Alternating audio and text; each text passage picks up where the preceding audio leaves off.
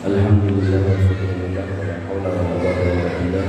Salatu wassalamu ala Rasulillah wa ala alihi wa sahbihi wa mawala. Amma ba'du, rabbi shrah sadri wa yassir li amri wa hlul 'uqdatam min lisani yafqahu qawli. Allahumma faqihna fid din wa 'allimna ta'wil. Allahumma zidna ilman nafi'an wa rizqan thayyiban wa amalan mutaqabbalan maqbulan. Amin. Bismillahirrahmanirrahim. Bapak Ibu yang dirahmati oleh Allah Subhanahu wa taala, alhamdulillah, puja dan puji syukur kita haturkan kehadirat Allah Subhanahu wa taala atas semua limpahan nikmat yang kita terima, baik berupa nikmat terkait dengan kebendaan atau keduniaan, ataupun nikmat yang terkait dengan rohani ataupun keimanan. Maka semua bentuk nikmat yang kita miliki, yang kita punya, harus kita sandarkan kembali kepada Allah Subhanahu wa taala ketika kita ingin agar nikmat itu tambah lagi oleh Allah Subhanahu wa taala. Jangan seperti Qarun atau yang semisalnya, yang ketika mendapatkan nikmat mereka kemudian tidak mau menyandarkan kepada Allah Subhanahu wa taala, bahkan mereka mengatakan utitu min ilmi ini, aku dapat ini karena aku cerdas, karena aku pintar. Bapak Ibu yang dirahmati oleh Allah Subhanahu wa taala, kita lanjutkan materi kita, yaitu kitab tauhid. Tentu harapannya agar kemudian kita mengevaluasi lagi apa yang sudah pernah terjadi pada hidup kita, pada diri kita, dan mengantisipasi, mencegah jangan sampai, kalau itu sebuah kesalahan, jangan sampai terulang di masa-masa yang akan datang. Karena tentu waktu yang terlewat tidak bisa diulang, waktu yang akan datang tentu kita juga nggak tahu sampai berapa lama kita akan dikasih waktu oleh Allah Subhanahu wa taala. Maka yang terbaik adalah mereka yang kemudian memperbaiki diri. Qad aflaha man tazakka, qad aflaha man zakkaha. Dan perbaikan yang terbaik adalah ketika memperbaiki urusan akidah, urusan keimanan, lebih khusus bisa dimulai dari urusan tauhid. Bapak Ibu yang dirahmati oleh Allah Subhanahu wa taala, bab 9 dengan judul hukum ngalap berkah dari pohon, batu, dan sejenisnya. Dan tentu termasuk di sini adalah kuburan, petilasan, makam-makam, atau kemudian rapatan-rapatan, sendang-sendang tertentu, dan semua tempat-tempat yang dikeramatkan tapi tidak punya dasar. Kayak sebagian Habib mengatakan antara makam Habib A dan B ini adalah Raudhatul Jannah katanya. Padahal nabinya sudah mati lama, sudah meninggal lama, sudah nggak ada lama, dan kemudian dia menyatakan pernyataan-pernyataan seperti itu. Yang harusnya setiap menyatakan tempat itu mengandung berkah atau mengandung keramat gitu kan, maka butuh dalil, nggak bisa sembarangan gitu ya.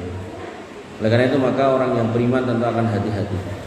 Bapak Ibu yang dirahmati oleh Allah Subhanahu wa taala, bab 9 dimulai dengan kutipan pada Quran surat An-Najm ayat 19 sampai 23. Afara'aitumul Lata wal Uzza, maka apakah patut kalian wahai orang-orang musyrik menganggap Lata dan Uzza, wa Manat as-salisatal ukhra, dan Manat yang ketiga, alakumuz zakar walahul unsa.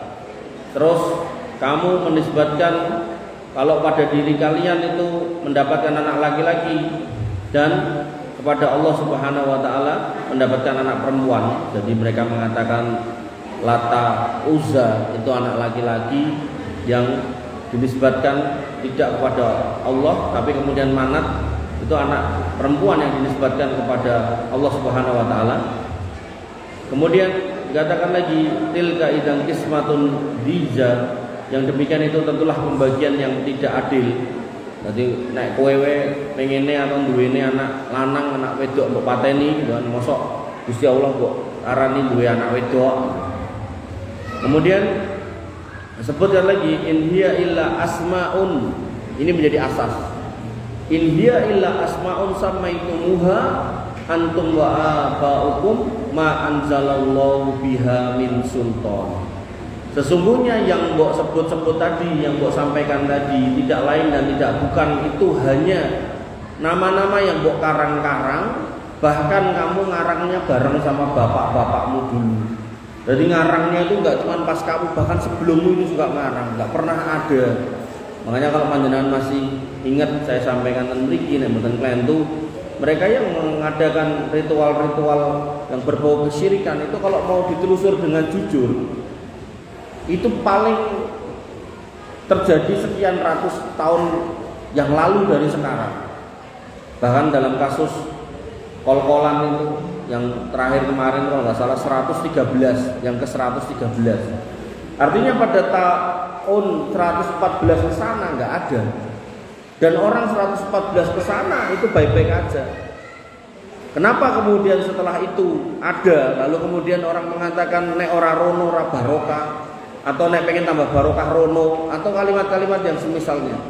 Maka Allah tegaskan di sini, in hiya illa asmaun samaitumuha antum wa abaukum ma anzalallahu biha min sultan. Itu cuma pengakuan-pengakuan yang kamu dan bapakmu lakukan yang enggak punya dasar kalau ditelusur ke belakang. Sehingga dikatakan oleh Allah Subhanahu wa taala ma anzalallahu biha min sultan, yaitu Allah tidak menurunkan suatu keterangan apapun untuk menyembah itu.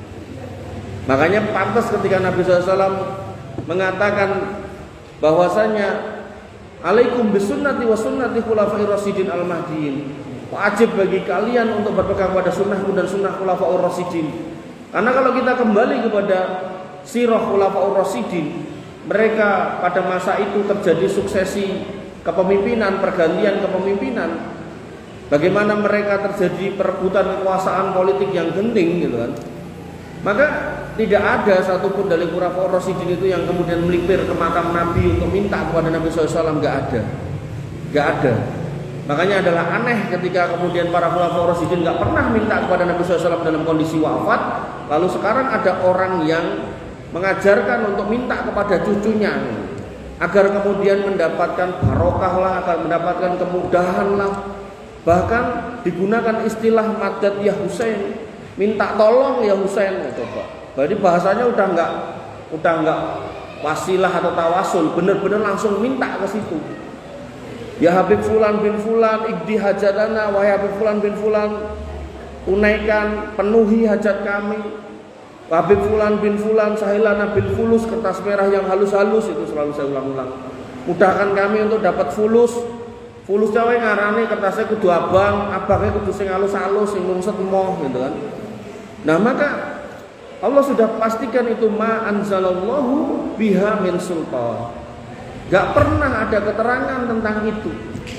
Dan bahkan khulafa'ur rasyidin juga gak pernah mencontohkan hal tersebut. Kemudian Allah memperjelas lagi kalau memang belum jelas.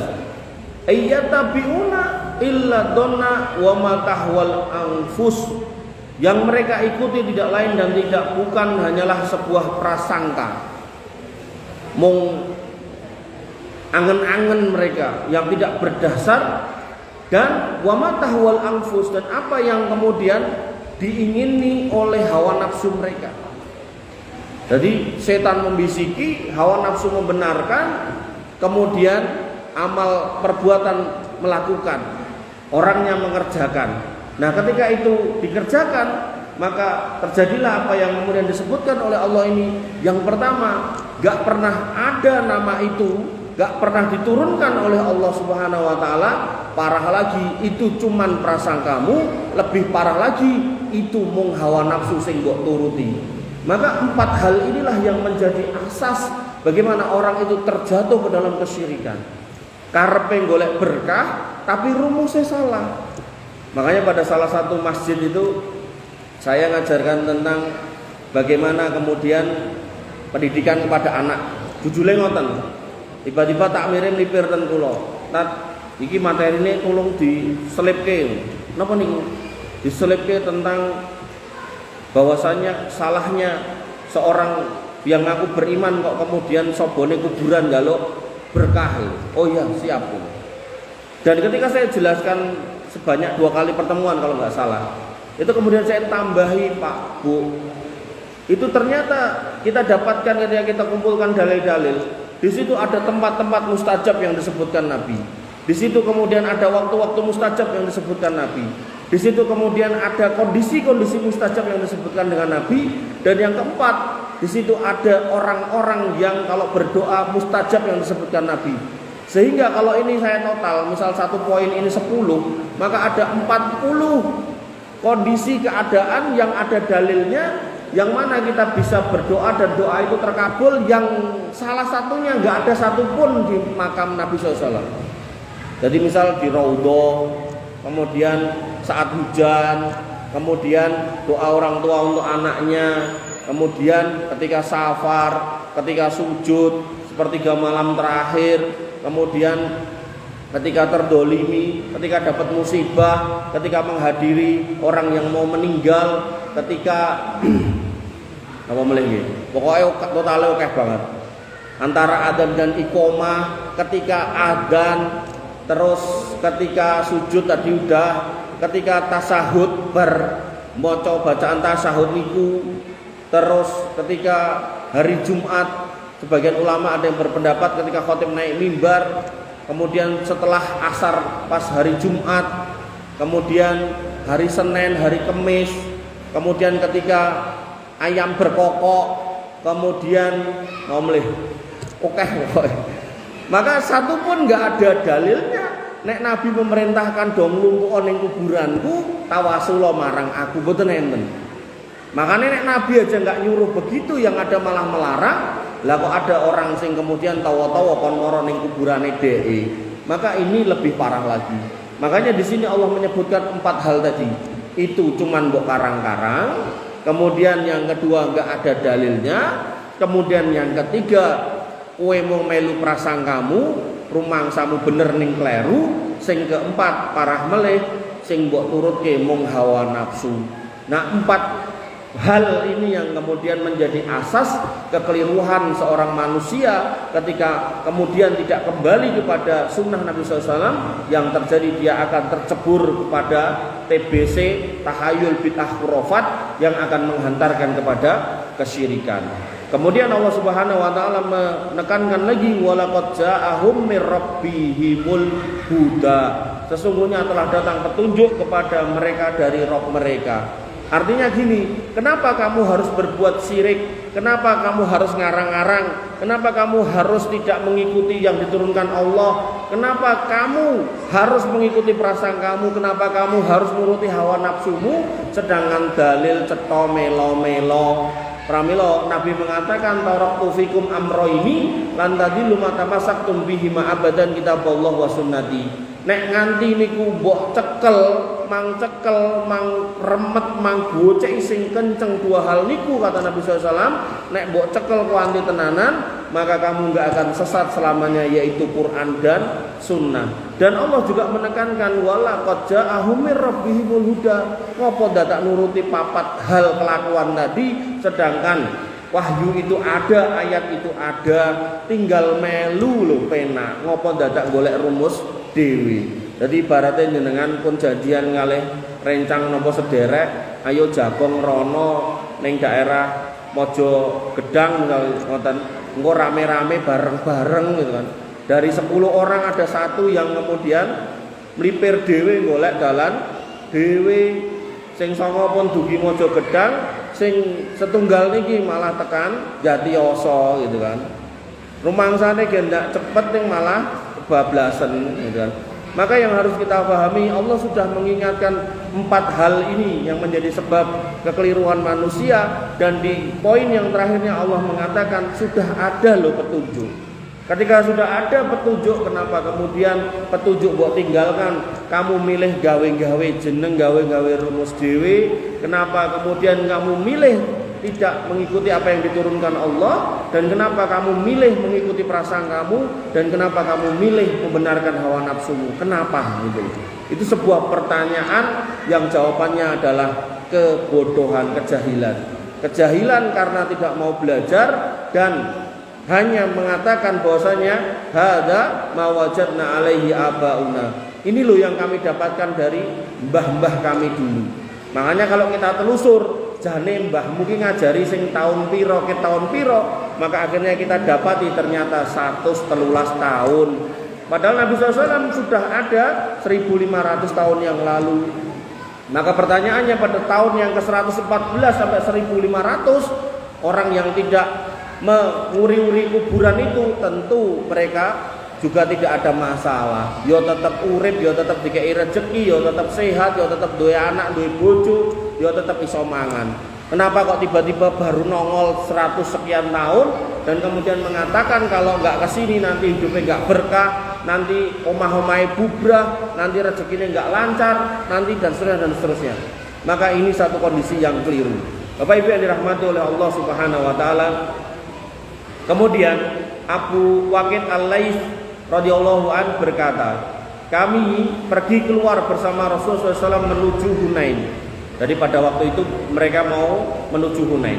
Kemudian waktu itu kami baru saja masuk Islam. Jadi para sahabat pada waktu itu baru masuk Islam. Jadi Islamnya belum lama gitu. Dan kemudian ketika itu orang-orang musyrik memiliki sebatang pohon yang digunakan untuk menggantungkan senjata mereka yang disebut dengan Zatu Anwat. Jadi orang-orang musyrik pada waktu itu punya pohon yang digunakan nggih nyentelke busur panah. Nah, itu mereka busur panah nek dicanolke ten mriku niku nek dienggo manah iso titis. Iso ndang kenek, cara kenek ya gendang matek gitu kan. Nah, maka pohon itu disebut Zatu Anwat. Maka tatkala kami melewati pohon tersebut, kami katakan kepada Nabi SAW, ya Rasulullah, buatkan kami Zatu Anwat sebagaimana mereka punya. Dan ini yang kemudian disampaikan kepada Nabi SAW. Dan mereka baru masuk Islam. Dan mereka sahabat Nabi yang baru masuk Islam. Jadi belum kenal banget tentang Islam. Nah kemudian Nabi SAW begitu dimintai seperti itu, beliau SAW kemudian mengatakan Allahu Akbar, Allahu Akbar, innaha as-sunan. Sing mbok jaluk kuwi kelakuane wong-wong biyen. Kowe iki wis mlebu Islam apa dadak njaluk kaya ngono? Kowe iki wis mlebu Islam apa dadak melu-melu? Allahu Akbar. Jadi kata-kata Allahu Akbar itu bisa digunakan untuk ekspresi ketika panjenengan niku kaget gitu. Kaget gitu. Kemudian innaha sunan. Qultum, kemudian mereka berkata wallazi nafsi biyadihi kama qalat Banu Israil li Musa. Demi zat yang menggenggam jiwa Muhammad, sesungguhnya yang kalian ucapkan itu sebagaimana yang diucapkan Bani Israel kepada Musa. Jadi orang-orang Bani Israel ini dulu umatnya Nabi Musa alaihissalam. Nah mereka diminta untuk menyembah Allah Subhanahu Wa Taala. Neng nalar mereka melihat orang-orang pada waktu itu sembahane niku mesti enten bentuke. Makanya orang-orang Bani Israel dulu minta supaya kemudian juga dibuatkan patung yang sama kayak orang-orang musyrik pada zaman itu. Maka mereka mengatakan kepada Nabi Musa alaihissalam, ij'al lana ilahan kama lahum alihah. Wahai Musa, buatkan kami sesembahan sebagaimana mereka punya sesembahan.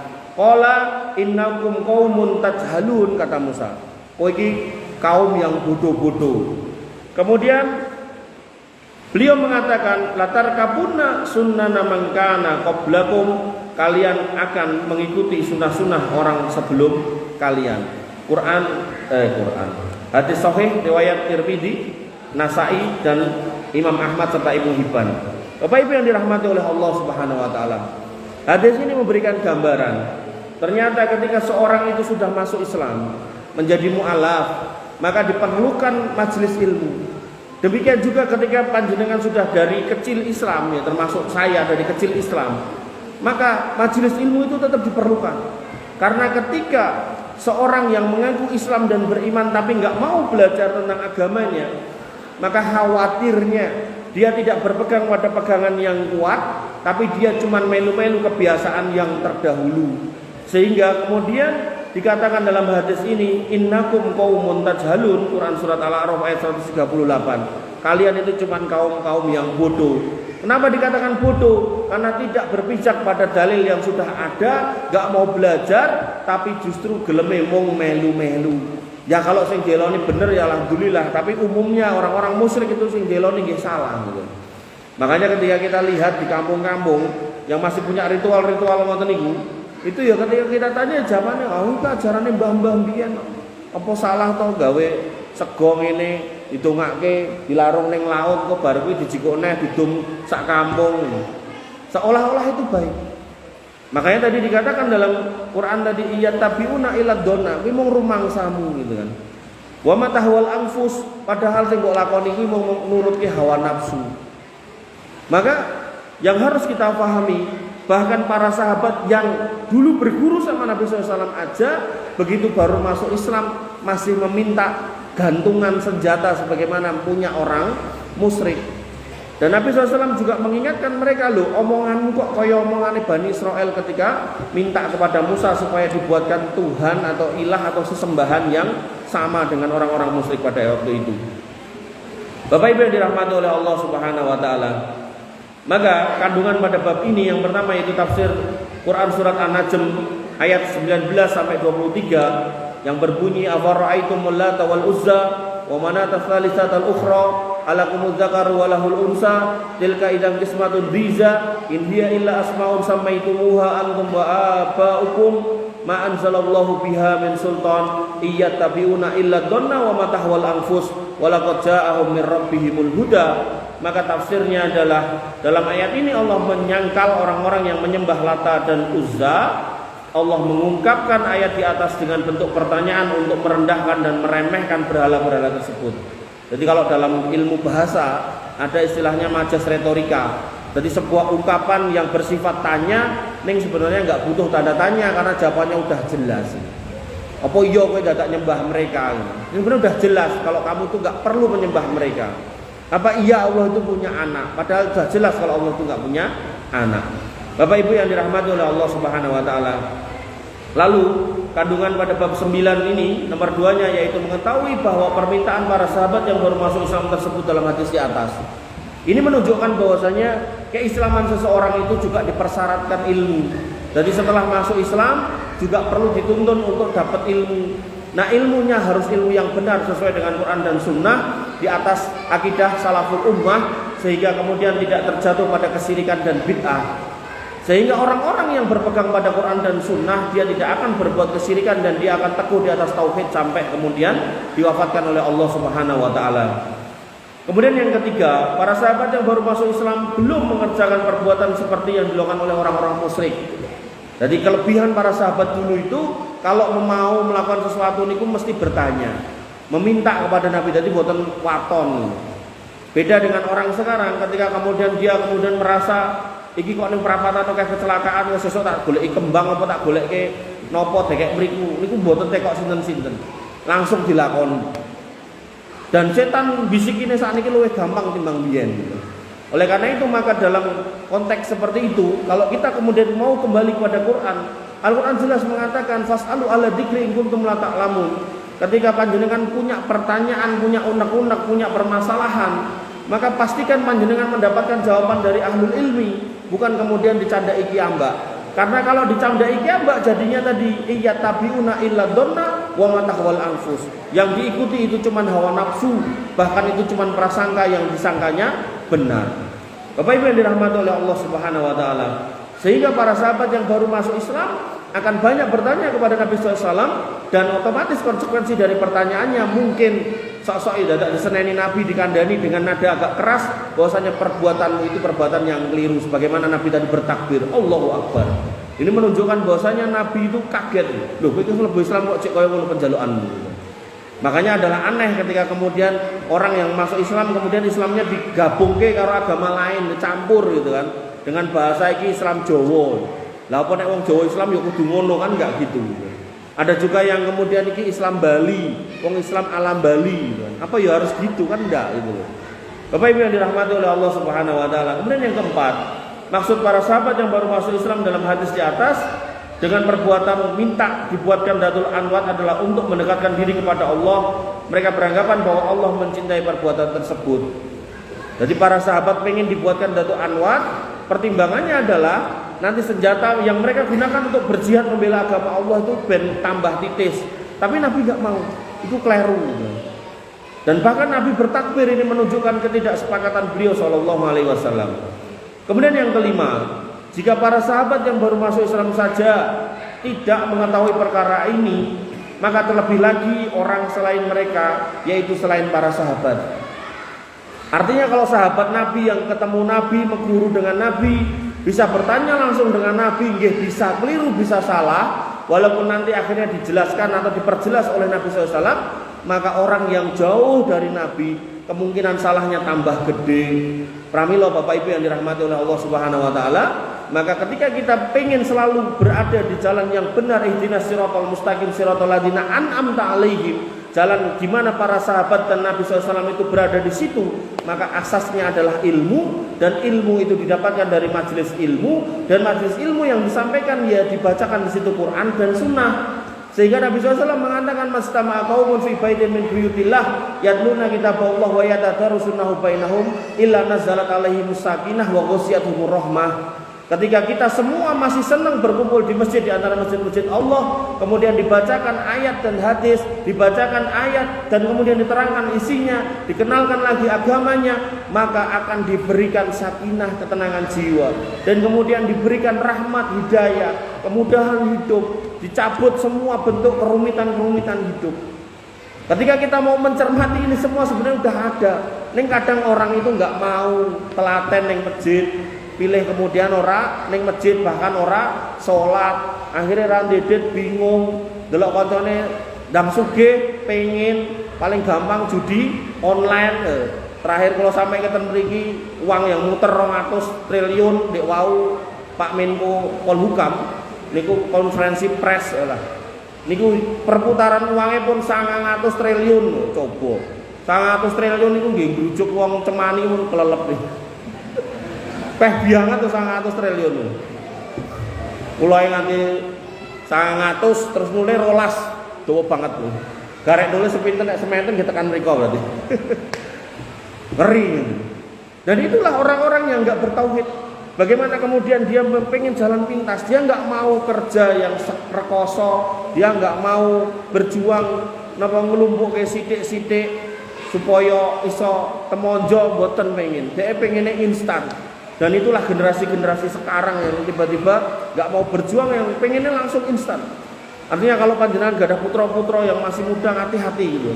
Bagaimana kemudian kayaknya nonton medsos deloki wong ayu-ayu ganteng-ganteng, foto ning cedak mobil halus-halus, bahkan enten sing foto cedak pesawat, raket dudu duweke gitu kan. Akhirnya pengen, Pak. Sehingga pemain judinya itu 8,8 juta manusia, itu mayoritasnya itu cah nom. Cah nom niku nggih boten 20 ke atas. Mungkin ya 12, 13, 14 lho. Jadi disangoni Pak 50.000 sing separuh main judi itu. Naudzubillah gitu. Bapak Ibu yang dirahmati oleh Allah Subhanahu wa taala. Kemudian nomor 6, kandungan dari bab ini yaitu para sahabat memiliki banyak kebaikan.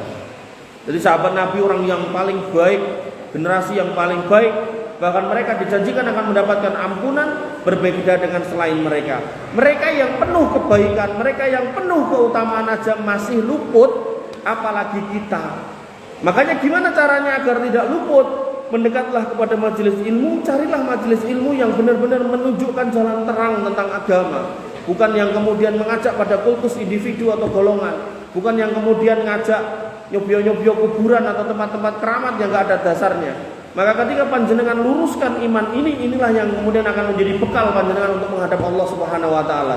Sebaliknya ketika keyakinan ini rusak, akidah ini tercampur dengan kesyirikan, maka hakul yakin Allah enggak akan mau mengampuni dosa orang itu, dan kemudian Allah juga akan menghapus amal ibadahnya semuanya, enggak cuma sholatnya atau posone tok, semuanya. Dan parah lagi Allah mewajibkan orang-orang musyrik itu untuk masuk neraka, dan lebih parah lagi yang keempat kekal di dalamnya.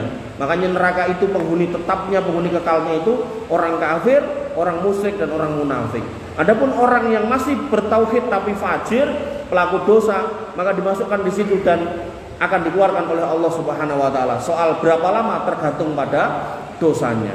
Oleh karena itu maka kemusyrikan, kesyirikan itu adalah sebuah dosa yang mengerikan ketika kemudian kita mengerti dan memahami. Makanya bapak saya niku melingnen kula nek arep goleke besan gua aku syaraté mung siji.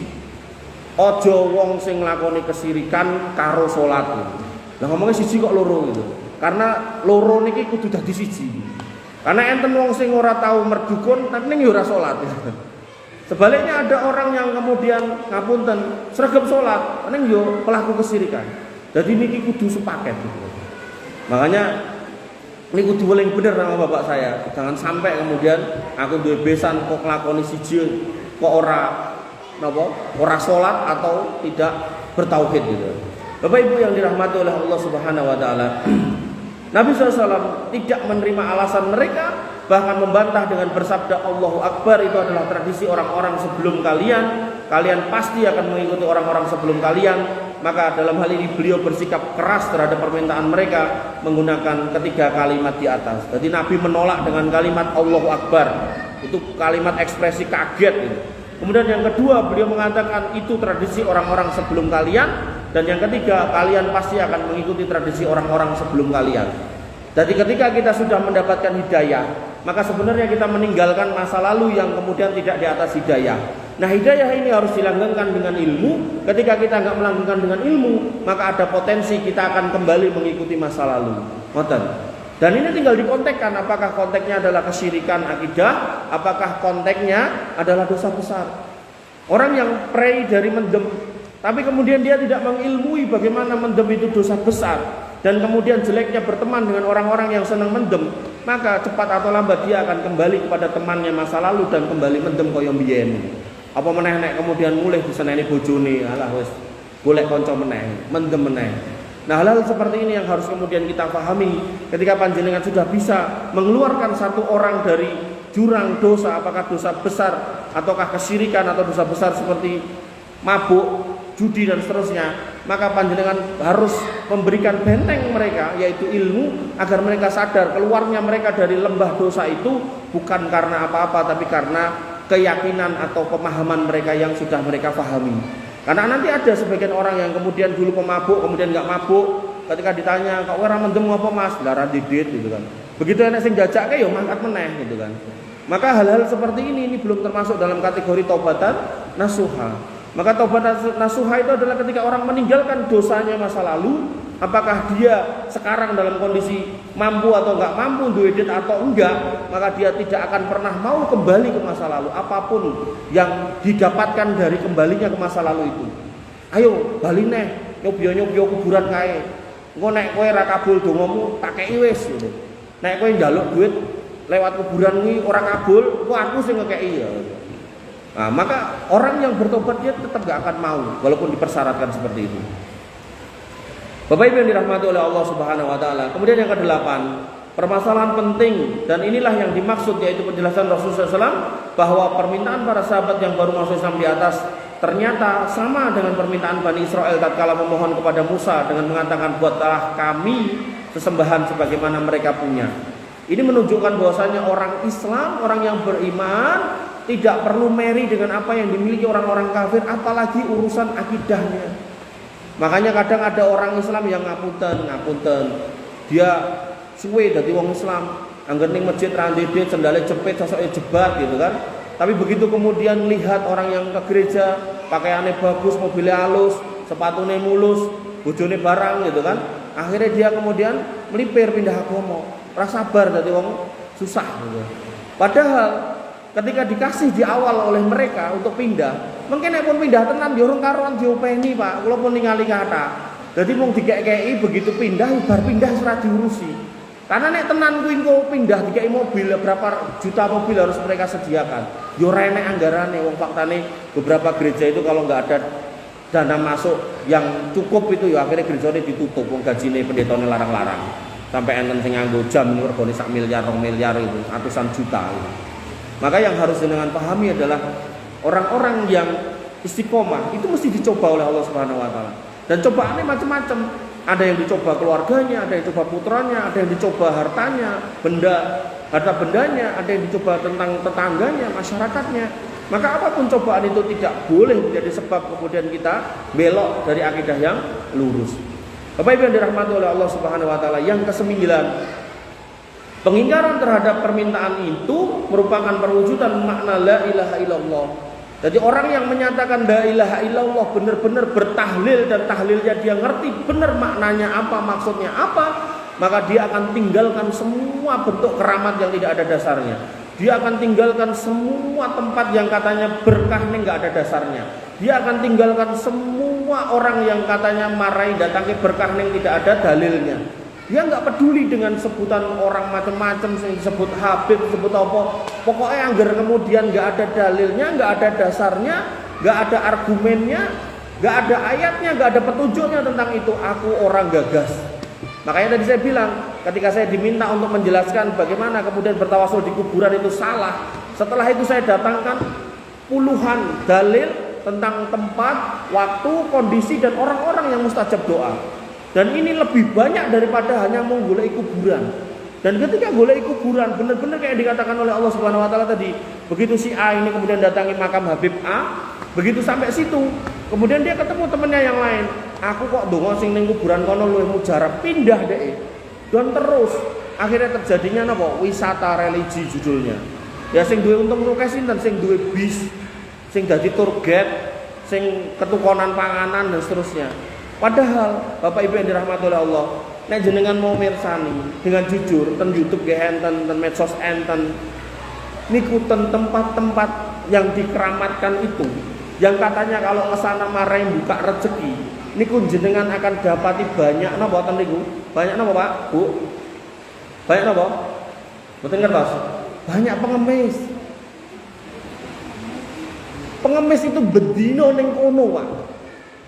Artinya kalau memang tempat itu benar-benar marahin datangi rezeki dalam arti rezeki sing akeh, kudune mereka prene ngemis. Lah ngapa kok dadak ngemis gitu loh. Itu sama kayak dukun yang dhek tawa nek kowe moro tak ajari nyepakke uga rampe sedemikian rupa, mbok dekek kene, mbok dekek kono, mbok lakoni tirakat ngene ngono, kowe engko iso sugih. Nek tenan iku mari sugih, kudune dilakoni dhisik dhewe karo dukune. Faktane nggih boten gitu loh. Ujung-ujungnya ya mung njaluk duit, ujung-ujungnya ya mung napa pencabulan dan seterusnya.